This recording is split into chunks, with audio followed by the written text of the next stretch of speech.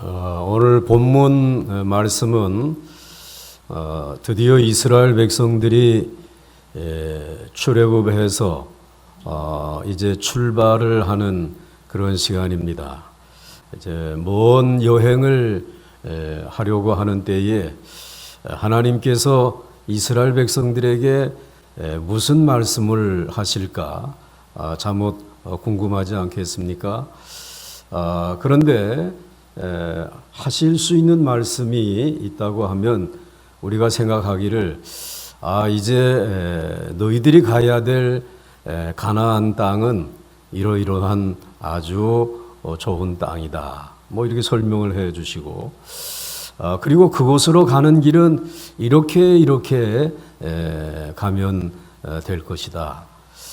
그리고 가는 길이 먼 길이니까 서로들 다투지 말고 잘 연합하고 협력해서 그곳으로 가도록 하라. 이렇게 아주 좋은 말씀을 덕담을 해 주실 것 같은데 그런 말씀은 한마디도 없습니다. 또 말씀하시기를 이제 너희들은 유월절을 잘 지키라. 무교절을 잘 지키라. 그리고 초태생은 하나님에게 구별하여 내게 드리라. 뭐 이러한 말씀을 해주시고 계십니다. 즉 유월절, 이 무교절에 대해서 말씀을 반복해서 해주시고 계십니다. 왜 이런 말씀을 하셨을까 생각해 볼 수 있겠죠. 그렇게 말씀해 주신 것은 이제 너희들이 새로운 땅에 가서 새롭게 출발하는 그곳에서 어떠한 일을 만나든지 그 일을 극복할 수 있고 그리고 그 모든 어려움을 승리로 바꿀 수 있는 가장 최선의 길은 그곳에서 유월절을 지키는 것이라. 그러면 너희들이 이 어려움을 이길 수 있다는 것입니다. 정반대로 얘기해서 너희들이 이제 가서 너무 행복하고 좋은 환경에서 살고 유복하지만 그러나 그때의 유월절을 잊어버리고 이 무교절을 잊어버리고 살아가게 되면 너희들은 곧 재앙을 만나게 될 것이고 그리고 어려움을 만나게 될 것이다 라고 하는 사실을 지금 말씀해 주신 것입니다. 그러니까 모든 신앙의 여정의 삶의 기초가 되는 것이 유월절, 이것을 지키는 것이다. 이것이 너희에게 복이라고 하는 이 사실을 오늘 또 한 번 강조하여 말씀해 주시고 있습니다. 그렇기 때문에 이스라엘 백성들이 지금 출애굽하여 나아가는 그러한 첫걸음에 이 유월절과 그리고 무교절을 지키고 초태생을 하나님에게 구별하여 드리라고 하는 이 말씀을 주시는 것은 너희들은 가나안을 향하여 가는 것이 아니라 거룩을 향하여 가는 것이다. 거룩한 삶을 위하여 출발하는 것이다 라고 하는 사실을 오늘 말씀해 주시고 있습니다. 여러분, 우리의 신앙생활은 거룩을 향한 신앙생활이고 이 거룩함을 우리들이 회복하고 또 한 번 잊지 아니하고 어린 양 예수 그리스도의 보배로운 피를 의지하고 붙들게 되면 어떠한 난관과 어려움 속에서도 구원을 얻을 수 있는 줄 믿으시길 바랍니다. 그래서 오늘 제일 먼저 말씀해 주시기를 초태생을 구별하여 드리라 라고 말씀을 하십니다. 오늘 11절과 12절 말씀 속에 여호와께서 너와 네 조상에게 맹세하신 대로 너를 가나안 사람의 땅에 인도하시고 그 땅을 네게 주시거든 너는 태에서 처음 난 모든 것과 네게 있는 가축의 태에서 처음 난 것을 다 구별하여 여호와께 드리라. 수컷은 여호와의 것이니라.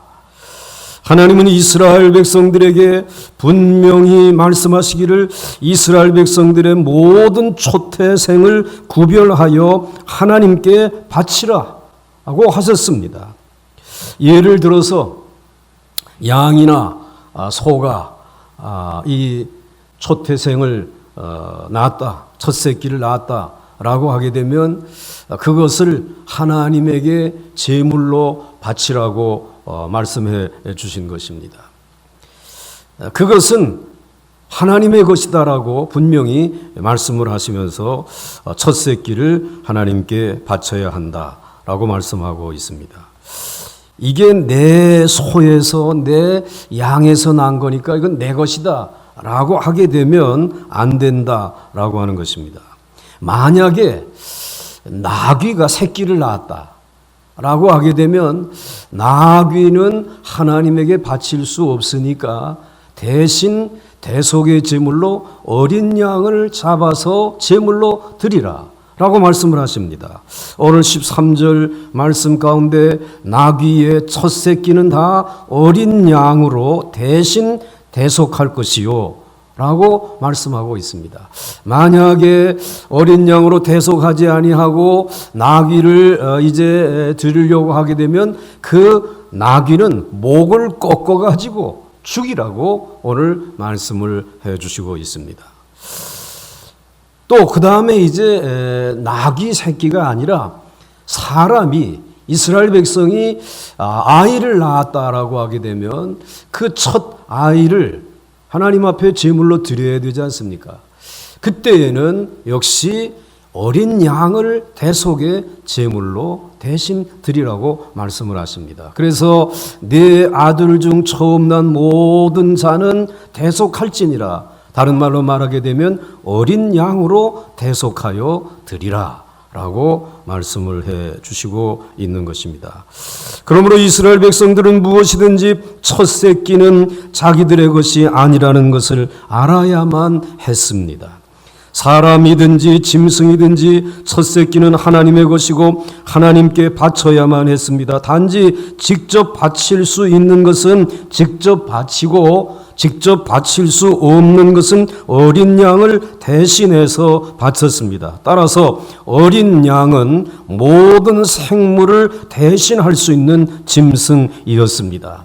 오늘도 우리들이 하나님 앞에 나올 수 있는 것은 어린 양 예수 그리스도께서 대속의 죽음을 죽으셨기 때문에 값을 지불해 주셨기 때문에 대속의 공로를 의지하고 여러분들이 살아서 하나님 앞에 예배하시는 줄 믿으시길 바랍니다.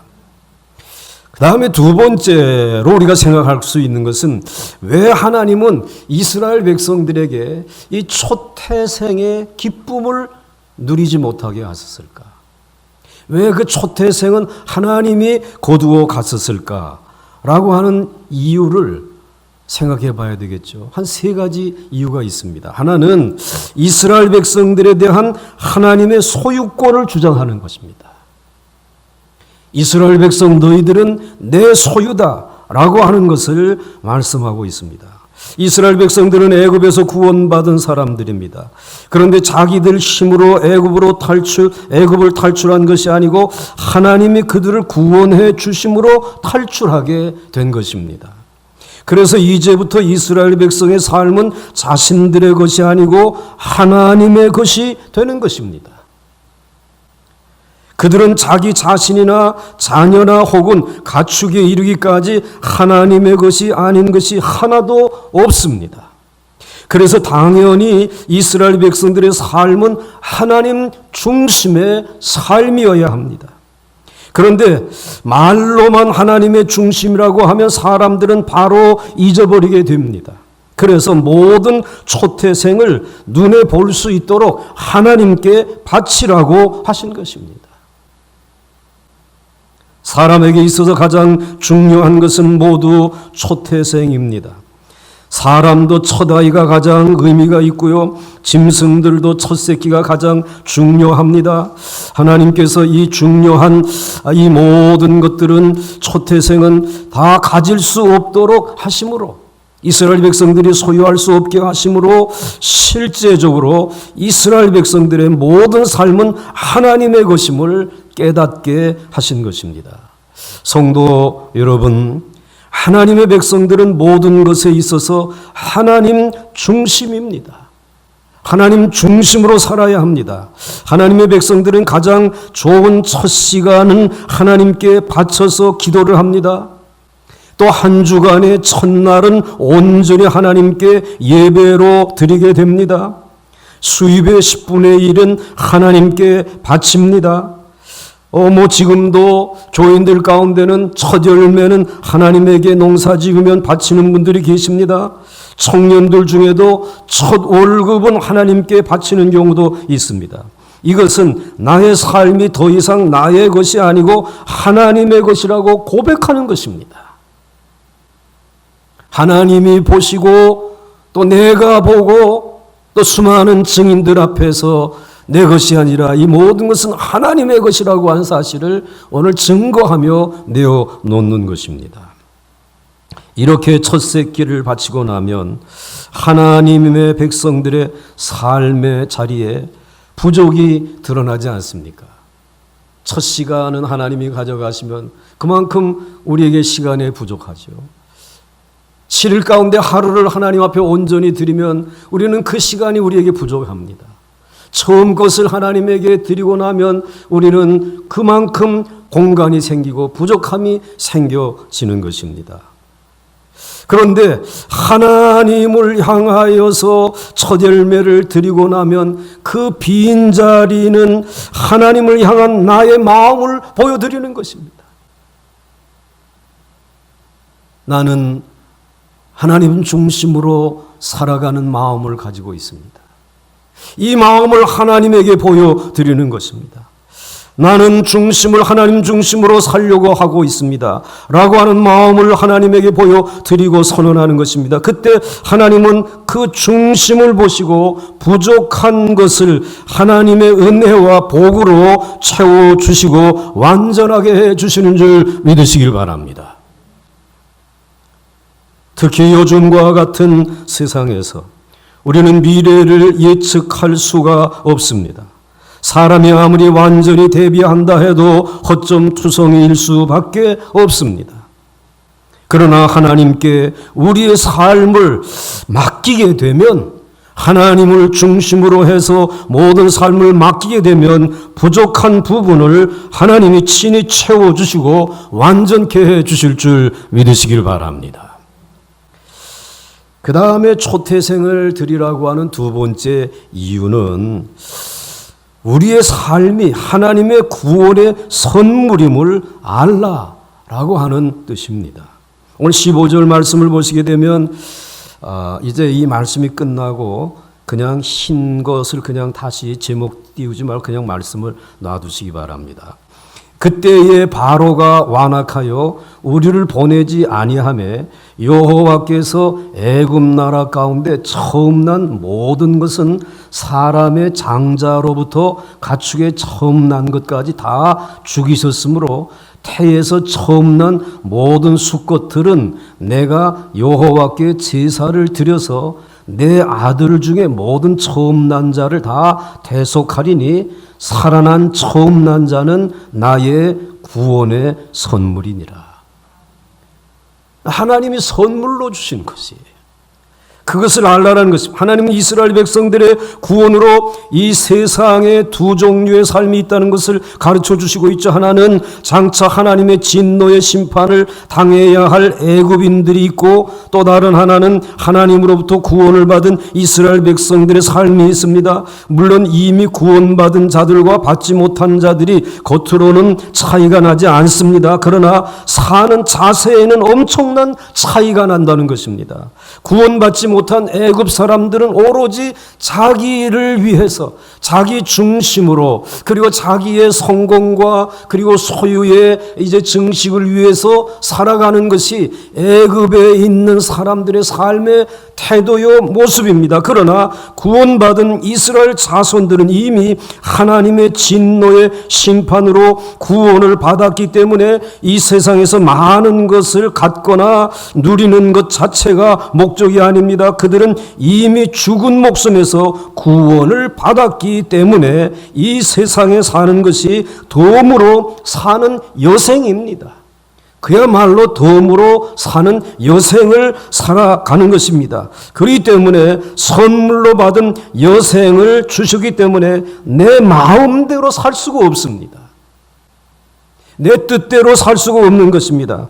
살아있는 것도 하나님의 선물이요, 자녀도 하나님의 선물이요, 재산도 하나님의 선물입니다. 모든 것이 하나님의 것이기 때문에 나는 가지고 있기만 할 뿐이요, 하나님이 마음대로 쓰실 수 있습니다. 그래서 하나님의 백성들에게는 모든 것이 선물입니다. 선물을 주는 사람의 마음대로 살아야 됩니다. 하나님이 우리에게 주실 수도 있고 주지 아니하실 수도 있습니다.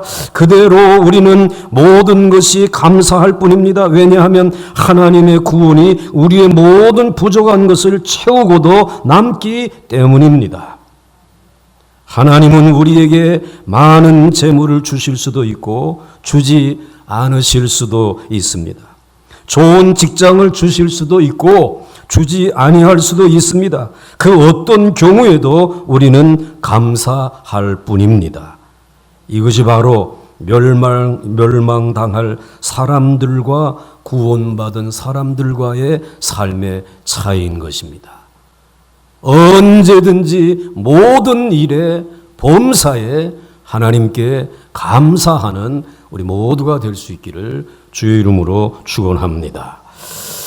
그 다음에 또 한 가지 이유가 있습니다. 초태생을 하나님께 드려서 첫 새끼의 기쁨을 누리게 하지 아니하시는 이유는 하나님은 우리를 하나님 앞에서 장자로 생각하십니다. 이스라엘 백성들이 출애굽할 때까지 온 세상의 장자는 애굽 사람들이었습니다. 그러나 하나님은 애굽인의 장자들을 죽이심으로 세상의 장자들을 바꾸셨습니다. 즉 이스라엘 백성들이 이 세상의 장자가 되는 것입니다. 하나님은 이 세상의 장자로 우리 믿는 자들을 생각하시고 바라보고 계시는 것입니다. 그래서 우리의 견해를 아주 중요하게 받아들이십니다. 이 세상에 있는 수많은 사람들보다 하나님의 어린 양으로 구별하신 이 시대의 하나님의 장자들의 견해, 장자들의 생각, 굉장히 중요하게 생각하신다는 것입니다. 그래서 여러분 오늘 우리들이 어렸을 때를 한번 생각해 보시기 바랍니다. 여러분의 아버님들이 장남과만 모든 것을 의논하지 않으셨습니까? 그리고 우리가 개인적으로 무슨 말씀을 드리려고 하게 되면 장남을 통해서 하라고 말씀하십니다.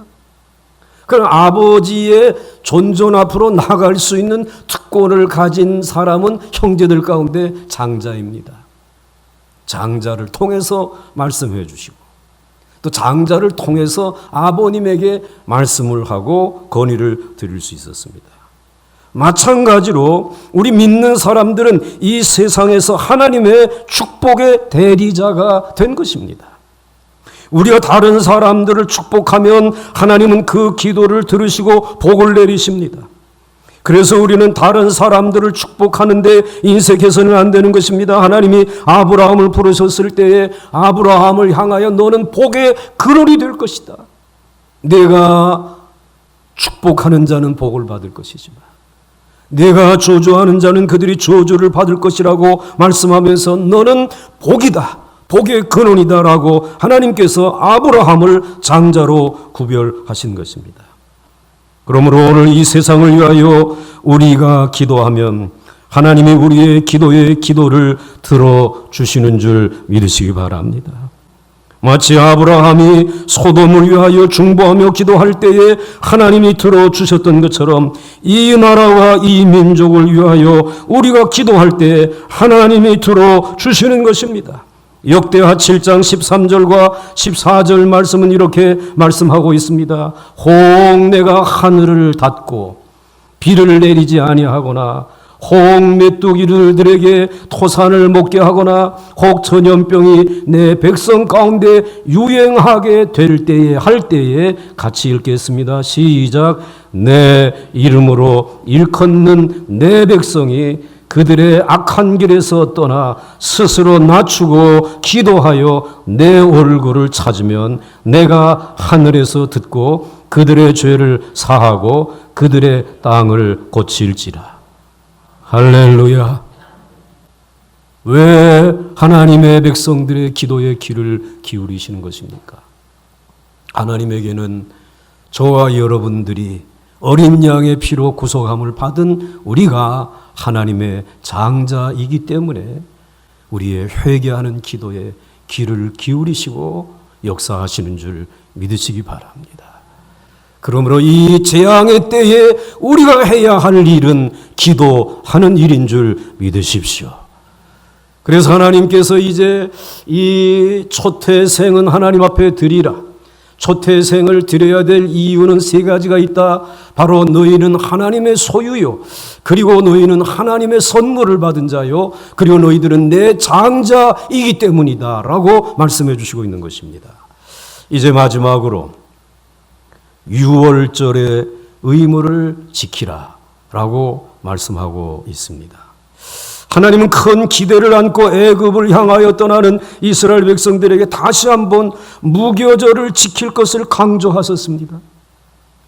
아마 우리가 들었다면 알았어요. 이제 귀에 다 닦지가 않겠어요.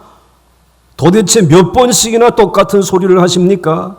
라고 항의했을 정도로 하나님은 이스라엘 자손들에게 반복해서 무엇을 지키라고요? 유월절을 지키라. 무교절을 지키라. 이것이 어려운 난관을 극복하는 유일한 길이야. 이것이 이 세상에서 형통한 복을 받을 때에 그때 너희들이 잊지 않고 지켜야 될 이 길이 여기에 있다고 말씀하고 있어요. 오늘 3절 말씀을 보시게 되면 모세가 백성에게 이르되 너희는 애굽 곧 종되었던 집에서 나온 그날을 기념하여 유교병을 먹지 말라. 여호와께서 그 손의 권능으로 너희를 그곳에서 인도해 내셨음이니라. 아멘. 이스라엘 백성의 해방은 그들로 하여금 마음껏 가고 싶은 대로 가게 하는 해방이 아니었습니다. 하나님이 그들을 해방하신 것에는 목적이 있었습니다. 그것은 이스라엘 백성들이 누룩이 없는 백성이 되게 하는 것입니다. 다른 말로 말하게 되면 하나님의 백성들이 애굽의 노예 상태에서 해방시킨 것은 거룩한 백성이 되게 하는 것이 목적이었다는 말씀입니다. 그래서 하나님은 이스라엘 백성들이 애굽에서 해방되자마자 누룩 없는 떡을 먹는 절기를 다시 한번 강조하심으로 그들이 다시는 옛날과 같은 삶으로 되돌아가서는 안 된다는 것을 말씀하시는 것입니다. 애굽을 떠난 이스라엘 백성들은 다시 누룩을 먹는 애굽 생활로 되돌아가서는 안 된다는 말이죠. 또한 이스라엘 백성들은 가나안 땅에 들어가서도 이처럼 썩고 부패한 생활로 되돌아가서는 안 된다는 말이죠. 그래서 이스라엘 백성들은 애굽의 생활도 아니고 가나안 생활도 아니고 이들에게는 특별한 생활이 있었습니다. 그것은 하나님의 거룩한 백성으로서의 삶인 줄 믿으시길 바랍니다. 이스라엘 백성들의 전쟁은 눈에 보이지 아니하는 부패와의 전쟁이었습니다. 누룩과의 전쟁이었습니다. 여러분, 누룩은 눈에 보이지 않지만 가만히 두면 저절로 가루 반죽을 변질시켜 버립니다. 게다가 따뜻한 온도가 되면 더 빨리 부패가 이제 이루어지게 되는 것입니다. 우리는 경험했습니다. 배고프고 그리고 정말 추울 때는 하나님을 전적으로 의지하며 살았는데 등 따숩고 배부르게 되어지니까 결국은 우리가 부패하게 되었습니다. 하나님은 이스라엘 백성들에게 1년에 한 번, 한 주간 무교절을 지키라. 완전한 누룩을 없애라고, 완전히 누룩을 없애라고 요구하신 것이 아닙니다. 단지 1년에 한 번씩만 반드시 이 무교절을 지키라고 명령하셨습니다. 그러므로 하나님은 이스라엘 백성들을 애굽의 노예 상태에서는 해방시켰지만 그들을 완전히 자유롭게 하신 것은 아닙니다. 그것은 죄로부터의 자유이지 자기 마음대로 사는 방종의 자유가 아니었습니다. 하나님은 이스라엘 백성들에게 성결한 생활을 요구하시고 또 요구하셨습니다. 이것은 구속받은 자의 의무가 되는 것입니다. 물론 우리가 완전히 누룩을 없앨 수는 없습니다. 우리 안에 부패한 요소가 늘 자리 잡고 있기 때문에 완전히 거룩한 생활을 하는 것은 불가능합니다. 그러나 하나님 앞에서 늘 자신의 생활을 되돌아보고 새롭게 하는 것은 구속받은 자의 책임입니다. 그것도 개인적으로가 아니라 교회적으로, 정기적으로 하는 것이 우리의 책임입니다. 우리는 이렇게 하는 것을 교회의 부흥이라고 말합니다. 교회의 부흥은 단순히 사람이 많아지는 것을 말하지 않습니다. 모든 교인이 스스로의 생활을 되돌아보고 스스로의 삶에서 부패한 요인들을 제거시키는 것이, 이것이 교회의 부흥입니다. 우리는 우리를 부패하게 할 수 있는 죄들을 한 번씩 청산하는 큰 회개의 기회를 가져야 합니다. 그 이유는 아무리 우리의 신앙에 좋다 하더라도 가만히 두면 자꾸 냉소적으로 변하게 되어 있습니다. 우리의 마음이 닫혀지는 것이 참으로 쉽게 이루어집니다. 하나님의 말씀을 듣고 수많은 기적을 체험하고서도 가만히 있으면 우리는 저절로 육체의 쾌락을 사랑하고 죄를 가슴에 품고 살게 됩니다. 그래서 우리는 적어도 1년에 한 번은 하나님 앞에서 벌거벗은 모습으로 서서 나의 모든 죄를 다 고백하고 처음 하나님을 만났던 그 가난한 마음으로 돌아가는 기회가 있어야 합니다. 그것이 무교절이라고 하는 말입니다. 1년에 52주 가운데 한 주간 6월절을 지나고 바로 그 다음 날부터 7일 동안을 이 유교병과의 싸움, 누룩과의 싸움을 선포하고 집안 구석구석에서 누룩을 제거하는 무교절을 지키라고 말씀한 것입니다. 여러분, 우선 우리가 치워야 할 것이 있어요. 그것은 내가 가진 것이 있을 때에 하나님 앞에 간절하기가 어렵다라고 하는 이 누룩입니다. 이스라엘 백성들은 광야에서 하루하루 살았습니다. 왜냐하면 만나가 단 하루치만 내렸기 때문입니다. 설사 이틀치를 모은다고 해도 만나는 이틀을 가지 아니하고 벌레가 생기고 상해버렸습니다. 그래서 그들에게는 단 하루라도 만나가 내리지 아니하면은 모두 굶을 수밖에 없었습니다. 이때에 이스라엘 백성들은 가장 많이 하나님을 의지했습니다. 그들은 광야에서 떡으로 살지 아니하고 하나님의 입으로부터 나오는 모든 말씀을 붙들고 기도하면서 살았습니다. 그러나 그들이 가나안 땅에 들어갔을 때에는 농사를 지었기 때문에 하늘에서 내리는 만나가 없어도 얼마든지 살 수 있었습니다. 창고의 문을 열고 가져다가 배고프면 배불리 먹으면 되었습니다. 매일 굶어 죽지 않으려고 기도할 필요도 없었습니다. 매일 하나님의 입으로 나오는 말씀을 의지하지 않고도 얼마든지 살아갈 수 있었습니다. 왜냐하면 곡식은 쌓아두었으니 그거 가져다가 쓰면 됩니다. 그런데 무서운 것은 만나를 주신 분도 하나님이시고 곡식을 주신 분도 하나님이신데 이스라엘 백성들은 곡식을 쌓고 살면서 정말 탐욕의 우상을 섬기게 되었습니다. 그 이유는 이제 살만하니까 좀 더 많은 것을 갖추어 놓고 살고 싶었기 때문입니다.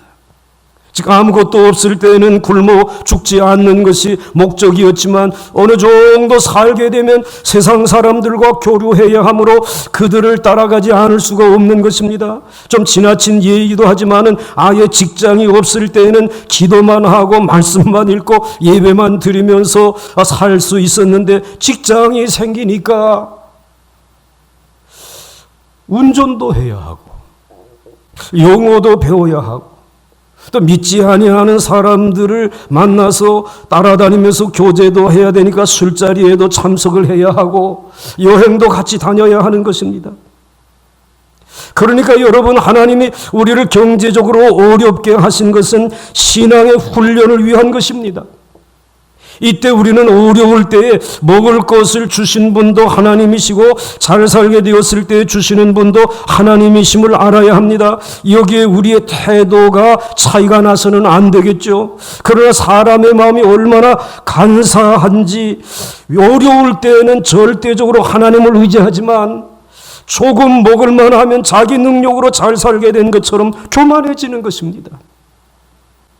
이스라엘 백성들의 입장에서 생각해 보면 매일 누룩을 먹는 이제 누룩을 넣은 맛있고 부드러운 떡을 먹다가 1년에 한 번씩 누룩 없는 딱딱한 떡을 먹으면 도무지 먹고 싶지 않을 것입니다. 그런데 하나님은 감사하게도 이스라엘 백성들에게 1년 내내 누룩 없는 떡을 먹으면서 수도승같이 생활을 하라고 말씀하지는 않았습니다. 하나님은 1년에 딱 한 번 일주일을 그렇게 하게 하심으로 교훈을 얻게 하신 것입니다. 이 세상의 모든 물질적인 편의를 죄악시하라고 하신 것은 아닙니다.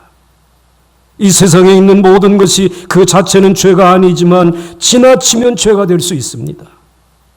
영화나 운동 같은 것을 적당히 하면 되는데 지나치면 죄가 될 수 있습니다. 그런데 사람의 마음이라는 것은 적당한 것이 직성에 차지 않고 반드시 지나쳐야 만족하는 것이 문제입니다. 우리가 그동안 너무 지나치지 않았는가?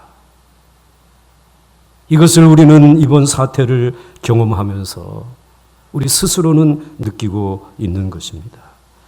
사랑하는 성도 여러분, 오늘 여러분들이 하나님 앞에서 이 무교병의 절기, 이 무교절을 지키고 초태생을 하나님에게 바치는 규례를 지키면 여러분들은 이 세상에 살면서 하나님의 거룩을 지켜나갈 수 있는 줄 믿으셔야 합니다.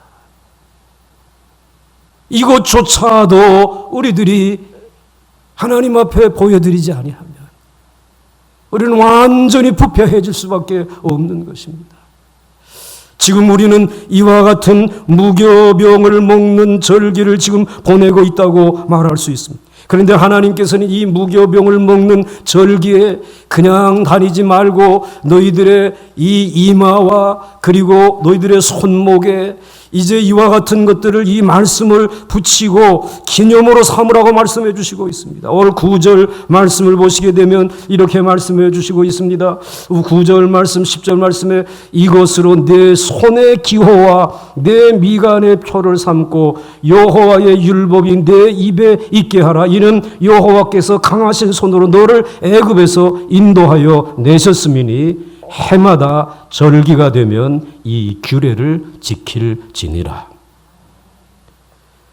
왜 항상 손에나 이마 사이에 붙이고 다니라고 말씀을 하시는 것입니까? 이 무교절을 지키면서 한 주간 동안을 이렇게 지나게 하시는 이유가 무엇입니까? 우리는 늘 잊어버리기 때문에 그렇습니다. 그 절기만 지나면 또 잊어버리는 것이 우리들인 것입니다. 이마에 붙이고 다니면서 서로를 바라보거나 일할 때마다 손에 붙어있는 율법의 말씀을 보지 않으면 금방 다 잊어버리고 마치 자기 힘으로 자유를 얻은 것처럼 교만해지기 때문에 하나님은 이렇게 하셨습니다. 여러분, 우리는 늘 잊어버립니다. 우리가 오늘 이렇게 잘 살게 된 것은 하나님의 은혜입니다. 우리가 오늘 전염병에 떨게 된 것은 우리의 누룩죽 죄 때문에 그렇습니다. 그러므로 하나님의 능력이 나를 건져냈다는 것을 매일 기억하고 그것을 내 눈앞과 내 손에 있게 해야 합니다. 그러기 위해서 말씀을 깊이 묵상해야 합니다. 아무리 요절을 집에 붙여 놓았어도 우리의 마음이 복잡해지기 시작하면 눈에 들어오지 않습니다. 마음에 새겨 넣어야 합니다. 우리가 교만의 누룩과 위선의 누룩만 조심하고 하나님의 말씀만 붙들고 산다면 하나님은 우리에게 독수리의 날개치며 올라가는 축복을 주실 줄로 믿습니다. 이번 주 수요일부터가 교회로 보면 성회 수요일 사순절의 시작입니다. 이 기간 동안 우리의 삶에 묻어있는 누룩을 치우는 회개와 말씀을 붙드는 무교절을 지키도록 하십시다. 다시 거룩을 향하여 따라서 해보시기 바랍니다. 다시 거룩을 향하여 마음의 창문을 열고 교훈에 내려앉은 먼지들을 털어내고 대청소를 하면서 봄을 맞이하듯이 오늘 우리의 마음 문을 열고 다시 거룩을 하여 행하여서 이제 우리의 삶 속에 남아있는 누룩을 정리하는 기간으로 삼고 경건에 저희들이 뜻을 두고 이 기간을 보내며 기도해야 합니다. 어린 양의 피로 넘어가시고 구원하신 주님이 오늘의 진노를 거두시고 생명의 빛으로 부활의 아침을 맞이하게 해 주실 줄 믿으면서 이 기도에 참여해야 합니다. 코로나19를 너무 두려워하지 마시기 바랍니다. 그동안 너무 누룩으로 부풀려진 우리의 삶의 목표와 방식을 바꾸고 이제 일정 기간 누룩과 싸워 비우라고 하는 하나님의 교훈입니다. 다시 모든 것을 하나님의 소유라고 인정하십시다. 하나님의 값없이 주신 선물임을 인정하고 하나님의 장자로서 다시 거룩을 향하여 출발할 수 있기를 바랍니다. 다시 거룩을 향하여 이마에 써붙이고 손목에 메고 목에 걸고 마음을 삶을 새롭게 하면 어린 양의 피로 구속하신 여러분을 시편 91편 3절 4절 말씀처럼 인도해 주실 줄 믿고 말씀을 같이 읽고 마무리하도록 하겠습니다. 시작. 이는 그가 너를 새 사냥꾼의 올무에서와 심한 전염병에서 건지실 것이미로다. 그가 너를 그의 깃으로 덮으시리니 내가 그의 날개 아래에 피하리로다. 그의 진실함은 방패와 손방패가 되시나니. 믿습니까? 네, 아멘이십니다. 우리 함께 찬송하겠습니다.